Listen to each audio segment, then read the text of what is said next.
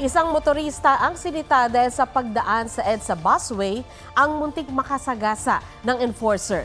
Binanggit niya nung una ang pangalan ng MMDA chief hanggang sa magpakilala na kalaunan bilang mayor ng Bulacan.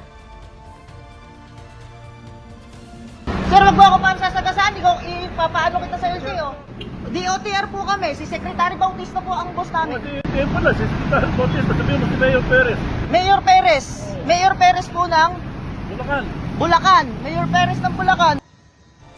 Hinarangan daw ng enforcer ang sasakyan dahil sinubukan tumakas ng driver.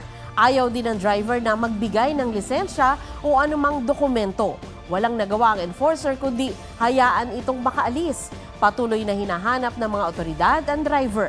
Pero walang nakaupong Mayor Perez ngayon sa Bulacan. Huwag magpahuli sa mga balitang dapat ninyong malaman. Mag-subscribe sa GMA Integrated News sa YouTube. Sa mga kapuso abroad, subaybayan nyo kami sa GMA Pinoy TV at sa www.gmanews.tv.